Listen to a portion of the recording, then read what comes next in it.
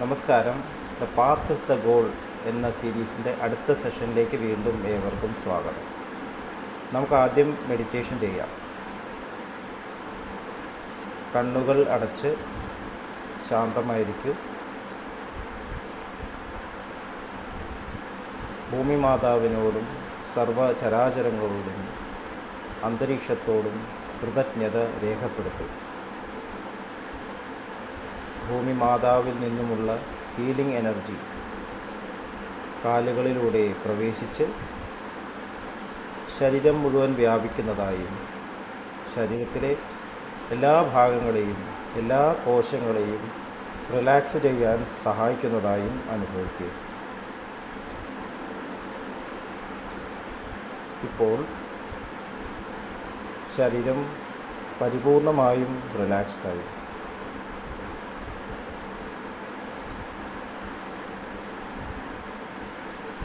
ഈ റിലാക്സേഷൻ ഹൃദയത്തിൽ അനുഭവിക്കുക. ശ്വാസം ദീർഘമായി ഉള്ളിലേക്കെടുത്തു. ഹൃദയത്തിൽ സ്നേഹം നിറയുന്നതായി അനുഭവിക്കുക. ശ്വാസം പുറത്തേക്ക് വിടുമ്പോൾ സ്നേഹം പ്രപഞ്ചം മുഴുവൻ വ്യാപിക്കുന്നതായും അനുഭവിക്കുക. ഹൃദയത്തിൽ കുടികൊള്ളുന്ന സ്നേഹത്തിൻ്റെ സ്രോതസ്സിൽ നിന്നും ഉദ്ഭവിക്കുന്ന ദിവ്യപ്രകാശം മനസ്സിനെ ആകർഷിക്കുന്നതായി അനുഭവിക്കും. ആ ദിവ്യപ്രകാശത്തിൽ ധ്യാനം ആരംഭിക്കും. മനസ്സിൽ ചിന്തകൾ വരുന്നുണ്ടെങ്കിൽ മൃദുവായി അവയെ അവഗണിക്കുക. ദിവ്യപ്രകാശത്തിൽ ധ്യാനം തുടരുക. Please start meditation.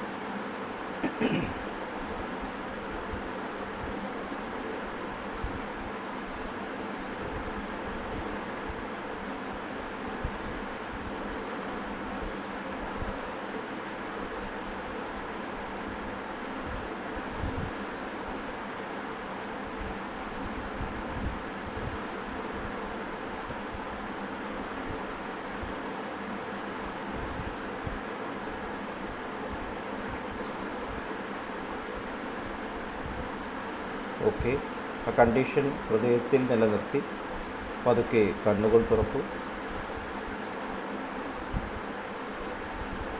വീണ്ടും എല്ലാവരെയും ഹാർട്ട്ഫുൾനെസ് സഹജമാർ മെഡിറ്റേഷൻ സിസ്റ്റത്തിലേക്ക് സ്വാഗതം ചെയ്യുന്നു. ഈ സിസ്റ്റത്തിൽ എങ്ങനെ ജോയിൻ ചെയ്യാം എന്നതിൻ്റെ വിശദമായിട്ടുള്ള വിവരങ്ങൾ ഡിസ്ക്രിപ്ഷൻ ബോക്സിൽ കൊടുത്തിട്ടുണ്ട്. അപ്പോൾ ഈ പ്രാക്ടീസിലൂടെ നമുക്ക് കാര്യങ്ങൾ കൂടുതൽ നല്ല രീതിയിൽ ഗ്രഹിക്കാൻ സാധിക്കും. നമ്മൾ എഡ്യൂക്കേഷനെക്കുറിച്ച് ഡിസ്കസ് ചെയ്തുകൊണ്ടിരിക്കുകയാണ്. നമ്മൾ ആസ്തേയം എന്ന ക്വാളിറ്റിയെക്കുറിച്ച് ഡിസ്കസ് ചെയ്തു, നോൺ സ്റ്റീലിംഗ്. പിന്നെ ഉള്ള പ്രധാനപ്പെട്ട ഒരു യമം എന്നുള്ള ക്വാളിറ്റി, അഷ്ടാംഗ യോഗ പദ്ധതി, പതഞ്ജലി മഹർഷി ക്രോഡീകരിച്ച അഷ്ടാംഗ യോഗ പദ്ധതിയിലെ ആദ്യത്തെ സ്റ്റെപ്പായിട്ടുള്ള യമത്തിൽ. ഇനിയുള്ളത് ബ്രഹ്മചര്യം ആണ്. ബ്രഹ്മചര്യം എന്നുള്ള വാക്ക് നമ്മൾ പലപ്പോഴും ശരിയായിട്ടുള്ള രീതിയിലല്ല മനസ്സിലാക്കിയിട്ടുള്ളത് എന്ന് തോന്നാറുണ്ട്. ബ്രഹ്മത്തിൽ ചരിക്കുക. ബ്രഹ്മം എന്ന് പറഞ്ഞാൽ അബ്സല്യൂട്ട്, ആ പൂർണ്ണത, അടിസ്ഥാനം, ബേസ്. ആ അബ്സല്യൂട്ട് തലത്തിൽ ചരിക്കുന്ന വ്യക്തിത്വത്തെ ബ്രഹ്മചാരി എന്ന് വിളിക്കാം. അല്ലെങ്കിൽ ബ്രഹ്മത്തിലേക്ക് ചരിക്കുന്ന വ്യക്തി, ഒരു സ്പിരിച്വൽ സീക്കർ, ആ പൂർണ്ണതയിലേക്ക് യാത്ര ചെയ്യുന്ന ഒരു സീക്കർ. ഭഗവത്ഗീതയിൽ ഭഗവാൻ ശ്രീകൃഷ്ണൻ ബ്രഹ്മം എന്നുള്ള പദത്തിന് അക്ഷരം എന്നുള്ള വാക്കാണ് ഉപയോഗിച്ചത്. അക്ഷരം ബ്രഹ്മപരമം. പല പദങ്ങൾക്കും പല ഡിസ്ക്രിപ്ഷൻ ഉണ്ടെങ്കിലും ഭഗവത്ഗീതയിലെ ഈ ഒരു സ്റ്റേറ്റ്മെൻറ്റ് നമുക്ക് ബേസിസ് ആയിട്ട് എടുക്കാമെന്ന് തോന്നുന്നു. എന്നിട്ട് ഭഗവാൻ പറയുന്നുണ്ട്, എവിടെയെല്ലാം സാക്രിഫൈസ് ഭാവമുണ്ടോ, ത്യാഗഭാവമുണ്ടോ, അവിടെയെല്ലാം ആ അബ്സല്യൂട്ടുണ്ട്, ആ അക്ഷരമുണ്ട്. ബ്രഹ്മം എല്ലാവിധത്തിലുള്ള യജ്ഞത്തിലും പ്രതിഷ്ഠിതം ആണ് എന്ന് ഭഗവാൻ പറയുന്നുണ്ട്. നമ്മൾ ആ ചാപ്റ്റർ വായിച്ചാൽ അറിയാം. അപ്പോൾ അങ്ങനെ ഇരിക്കുന്ന ഒരാൾ,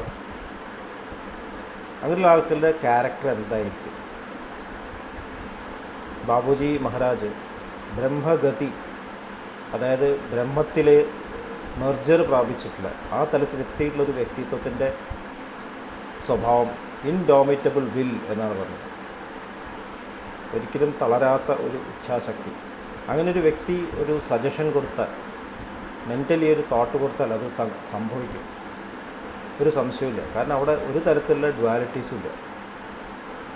സാധാരണഗതിയിൽ നമ്മുടെ വിൽ വീക്കൻ ചെയ്യുന്നത് നമ്മുടെ സംശയങ്ങൾ കാരണം. ഡൗട്ട് പോയ്സൺസ് വിൽ എന്ന് പറയും. ഡൗട്ട് എവിടുന്ന വരുന്നത്? നമ്മുടെ പാസ്റ്റിൽ നിന്നുള്ള കണക്ഷൻ കൊണ്ട്.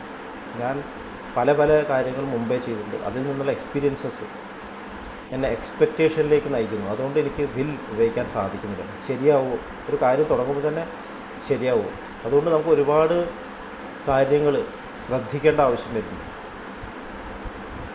നമ്മൾ ഒരുപാട് ദേവീദേവന്മാരെ പൂജിക്കുന്നു, ജ്യോത്സ്യം നോക്കും. ഇതൊക്കെ വിൽ നമുക്ക് ആ തരത്തിലില്ലാത്തതെന്ന് മാത്രമാണ്. ഒരു ബ്രഹ്മചാരി, ഇൻഡോമിറ്റബിൾ വിൽ ഉള്ള ഒരാളായിരിക്കും. ഒരു ബ്രഹ്മത്തിലേക്ക് ചരിക്കുന്ന ഒരു ബ്രഹ്മചാരി ഈ ക്യാരക്ടർ തൻ്റെ ജീവിതത്തിൽ കൊണ്ടുവരാൻ ശ്രമിച്ചുകൊണ്ടേയിരിക്കുന്നു. വർണ്ണാശ്രമ ധർമ്മത്തിൽ, ഇന്ത്യൻ ട്രഡീഷനിൽ വർണ്ണാശ്രമ ധർമ്മം എന്ന് പറയും. ബ്രഹ്മചര്യം അവിടെയാണ് തുടങ്ങുന്നത്. പിന്നെ ഗാർഹസ്ഥ്യം, മാനപ്രസ്ഥം, സന്യാസം. അപ്പോൾ നമ്മുടെ ജീവിതം ആരംഭിക്കേണ്ടത് ബ്രഹ്മചര്യത്തിലൂടെയാണ്. ജനിച്ചു കഴിഞ്ഞ് അധികം താമസിയാതെ തന്നെ ഈഗോ പ്രകടമാവുന്നതിന് മുമ്പ് തന്നെ ഒരു ഗുരുനാഥനെ, ഈ തരത്തിൽ എസ്റ്റാബ്ലിഷ്ഡ് ആയിട്ടൊരു ഗുരുനാഥൻ, ആ പ്യൂരിറ്റിയിൽ എസ്റ്റാബ്ലിഷ്ഡ് ആയിട്ട് ഗുരുനാഥൻ, അങ്ങനെ ഒരു ഗുരുനാഥനെ ഗുരുനാഥൻ എന്ന് ശരിക്കും പറയാൻ പറ്റും. അങ്ങനെ ഗുരുനാഥൻ്റെ അടുത്ത് പേരൻസ് കൊണ്ടുപോകുന്നു. അദ്ദേഹം ഉപനയനം നടത്തുന്നു, ഉൾക്കണ്ണ് തുറക്കുന്നു. അതോടുകൂടി ആ കുട്ടി ബ്രഹ്മത്തിലേക്ക് ചരിക്കും, ബ്രഹ്മചാര്യം. ജീവിതത്തിൻ്റെ ലക്ഷ്യം ബ്രഹ്മചര്യമാണ്. നമ്മൾ ഇതിനു മുമ്പേ പറഞ്ഞു, നമ്മുടെ ഗോൾ ആ പെർഫെക്റ്റ് മാസ്റ്ററിയിലെത്തുക എന്നുള്ളത്. അപ്പോൾ ഇത് തിരിച്ചറിയാൻ വേണ്ടിയിട്ടാണ് നമ്മൾ ഈ ഉപനയനം നടത്തുന്നത്. പിന്നെ അങ്ങോട്ടുള്ള ജീവിതം ആ ബ്രഹ്മചര്യം തന്നെയാണ്. അതിനുശേഷം ഗാർഹസ്ഥ്യാശ്രമത്തിലേക്ക് പ്രവേശിക്കുമ്പോൾ ഈ ബോധം ഉള്ളിൽ വേണം. ബ്രഹ്മചര്യം വിട്ടിട്ട് കല്യാണം കഴിക്കുക എന്നുള്ളതല്ല അതിൻ്റെ അർത്ഥം. അപ്പോൾ നമ്മൾ വിചാരിക്കും ബ്രഹ്മചാരി അങ്ങനെ കല്യാണം കഴിക്കാൻ പാടില്ല എന്ന്. ബ്രഹ്മത്തിലേക്ക് ചരിക്കുന്ന ഒരു വ്യക്തിക്ക് തൻ്റെ ഡ്യൂട്ടീസ് ശരിക്കും നിർവഹിക്കാൻ പറ്റും, റെസ്പോൺസിബിലിറ്റി ശരിക്കും നിർവഹിക്കാൻ പറ്റും. അങ്ങനെ ഒരാൾക്കേ ഗൃഹസ്ഥാശ്രമത്തിലേക്ക് പ്രവേശിക്കാൻ പാടുള്ളൂ എന്നുള്ളതാണ് ഇതൊന്ന് മനസ്സിലാക്കുന്നത്. ലക്ഷ്യബോധമുള്ള വ്യക്തി, അതിപ്പോൾ സ്ത്രീയായാലും പുരുഷനായാലും, അങ്ങനെയുള്ള വ്യക്തികൾ കല്യാണം കഴിക്കുമ്പോൾ രണ്ടുപേരും ഒരേ ദിശയിൽ ഗോൾ അറിഞ്ഞുകൊണ്ട് ജീവിക്കുന്നു. അപ്പോൾ അങ്ങനെയുള്ള ഒരു കപ്പിളുണ്ടാവുന്ന കുട്ടിയും ഇത് മനസ്സിലാക്കുന്നു. ആ കുട്ടിയും അതേ ലൈഫ് ലീഡ് ചെയ്യുന്നു. അവരുടെ ലൈഫിൽ താഴെ തലത്തിലുള്ള ലസ്റ്റ്ഫുള്ളായിട്ടുള്ള ചിന്തകൾക്ക് പ്രാധാന്യമില്ലാണ്ടേ മാറുന്നു. ആഗ്രഹങ്ങൾ ജീവിതത്തെ കീഴ്പ്പെടുത്തുന്നില്ല. കാരണം മനസ്സിലായി, എൻ്റെ ഡയറക്ഷൻ മനസ്സിലായി. അപ്പോൾ ആഗ്രഹങ്ങളെന്ന് പറയുന്നത് നമ്മുടെ മുൻവിധികളിൽ നിന്നാണ് ഉണ്ടാകുന്നത്. സംശയങ്ങൾ, ഭയം, ഇതൊക്കെയാണ് ആഗ്രഹങ്ങളുടെ അടിസ്ഥാനം. അതൊന്നും പിന്നെ അലട്ടാതെ എപ്പോഴും ഇമ്മീഡിയറ്റായിട്ട് കറക്റ്റ് ചെയ്യാൻ സാധിക്കുന്നു. അപ്പോൾ ഈ ഒരു ബോധം ആണ് പിന്നീട് ഗൃഹസ്ഥാശ്രമത്തിലൂടെ കടന്നു ചെന്ന് വാനപ്രസ്ഥം എന്ന് പറയുമ്പോൾ തൻ്റെ ഉത്തരവാദിത്തങ്ങൾ നിർവഹിച്ചു, അടുത്ത ജനറേഷൻ കാര്യങ്ങൾ ഏറ്റെടുത്തു. അപ്പോൾ റെഡിയായിട്ട് എപ്പോൾ വേണമെങ്കിൽ ഞാൻ ഇനി വരാം ആവശ്യമുണ്ടെങ്കിൽ, പക്ഷേ എല്ലാം റിലിങ്ക്വിഷ് ചെയ്തിട്ട് മെറ്റീരിയലായിട്ടുള്ള വർക്ക്, കാരണം ഫിസിക്കൽ വർക്ക് കുറയ്ക്കണം പ്രായമായി കഴിഞ്ഞാൽ. അപ്പോൾ മെൻ്റലി ഇവോൾവായി, ഇൻ്റലക്ച്വലി ഇവോൾവായി, ആൾക്കാരെ ബോധിപ്പിക്കാൻ, പഠിപ്പിക്കാനുള്ള കഴിവ് വന്നു. അപ്പോൾ അങ്ങനെയൊരു വ്യക്തി ഒരു വീട്ടിനൊരു ഭൂഷണമാണ്, ഒരു നാടിനൊരു അലങ്കാരമാണ്. പ്രായം ചെല്ലുന്തോറും നമ്മുടെ മൂല്യം കൂടിക്കൂടി വരണം. ഒരു മാങ്ങ പഴുത്ത് വരുന്ന പോലെ. അപ്പോൾ വാല്യൂ കൂടി വരണം. അതിനുശേഷം സന്യാസത്തിലേക്ക് പ്രവേശിക്കുമ്പോൾ പെർഫെക്റ്റ് മൂല്യമായി, ഒരു പ്യുവർ ഗോൾഡ് പോലെ വാല്യൂ ഉള്ളൊരു വ്യക്തിയായി മാറി. എന്നിട്ട് പിന്നെ ആ ഡയമെൻഷൻ കടന്നു പോവാണ്. ഈ ഡയമെൻഷനിൽ തനിക്ക് നൽകാനുള്ള ആ സ്നേഹം അതെല്ലാവരും നൽകിക്കൊണ്ട്, എല്ലാവരെയും ഈ പാതയിലേക്ക് നയിച്ചുകൊണ്ട് അദ്ദേഹം കടന്നു പോവാണ്. മനസ്സിലായി ജീവിതത്തിൻ്റെ ലക്ഷ്യം. ഇതാണ് ബ്രഹ്മചര്യം എന്നുള്ള പദം കൊണ്ട് മനസ്സിലാക്കേണ്ടത്. ബ്രഹ്മചര്യം എന്ന് പറഞ്ഞാൽ അൺഫോർച്ചുനേറ്റ്ലി സെലിബസി ആയിട്ട് ലിങ്ക് ചെയ്തിരിക്കുന്നു. കല്യാണം കഴിക്കാണ്ടിരിക്കുക. നമ്മുടെ എല്ലാ ഇന്ദ്രിയങ്ങളും പ്രവർത്തിക്കുന്നത് സ്ത്രീ പുരുഷ സംയോഗത്തിലാണ്. അതുകൊണ്ട് അത് വലിയ ശക്തമായിട്ടൊരു പുള്ളാണ്. പക്ഷെ അതിനെ നമ്മൾ റിലിങ്ക്വിഷ് ചെയ്തിട്ട്, ശാരീരികമായിട്ട് റിലിങ്ക്വിഷ് ചെയ്തിട്ട് കാര്യമില്ല എന്ന് ഭഗവത്ഗീതയിൽ ഭഗവാൻ പറയുന്നുണ്ട്. അതിന് ഹിപ്പോക്രസി എന്ന് പറയും. മനസ്സിൽ കൊണ്ടു നടക്കുന്ന ചിന്തകൾ, അതാണ് ശരീരത്തിനേക്കാൾ അപകടം ചെയ്യുന്നത്. അപ്പോൾ ശരിക്കും ലക്ഷ്യത്തിലേക്ക് സഞ്ചരിക്കുന്ന ഒരു വ്യക്തി ഈ തരത്തിലുള്ള ലോവർ സെൻഷ്വൽ, ലോവർ എന്ന് പറഞ്ഞാൽ മോശമായിട്ടില്ല, അത് ആവശ്യമുണ്ട്. ലോകം നിലനിൽക്കണമെന്നുണ്ടെങ്കിൽ ഈ സ്ത്രീ പുരുഷ സംയോഗം, ക്രിയേഷൻ ആവശ്യമാണ്. അത് വേണ്ട സമയത്ത് സ്നേഹത്തോടു കൂടി നിർവഹിക്കാൻ സാധിക്കും. അത് എല്ലാ ഡ്യൂട്ടി, ഭക്ഷണം കഴിക്കലായാലും ശബ്ദം കേൾക്കുന്നതായാലും കാഴ്ച കാണുന്നതായാലും എന്ത് ഇന്ദ്രിയങ്ങൾ ഉപയോഗിക്കും അതൊക്കെ ആവശ്യമുള്ളപ്പോൾ ഉപയോഗിക്കാനുള്ളൊരു കഴിവുണ്ട്. അത് ചെയ്യുമ്പോൾ അത് പൂർണ്ണമായിട്ട് ചെയ്യുന്നു, 100% നല്ല ഭംഗിയിൽ ചെയ്യുന്നു, സാക്രിഫൈസ് ബോധത്തോടെ ചെയ്യുന്നു. ദാജി സഹജമാർഗത്തിൽ ഇപ്പോഴത്തെ മാസ്റ്ററായിട്ട് ദാജി പറയുന്നു, ഈ സംയോഗത്തിന് സമയത്ത് കൂടി സാക്രിഫൈസ് ബോധം എന്നാണ്. നമ്മുടെ കൂടെയുള്ള ആൾക്ക് ജോയ് കൊടുക്കുന്നുണ്ടോ, അത് ഞാൻ എൻ്റെ സ്വാർത്ഥതയ്ക്ക് വേണ്ടിയിട്ടാണ് ഇതെല്ലാം നിർവഹിക്കുന്നത്. അപ്പോൾ അവിടെയും സാക്രിഫൈസ് ഭാവമാണ്. അപ്പോൾ ത്യാഗബോധം ജീവിതത്തിൽ കൊണ്ടുവരിക, അതാണ് ജീവിതത്തെ മുന്നോട്ട് നയിക്കേണ്ടത് എന്നുള്ളത് മനസ്സിലാക്കുന്ന ഒരു വ്യക്തിയാണ് ബ്രഹ്മചാരി എന്ന് പറയുന്നത്.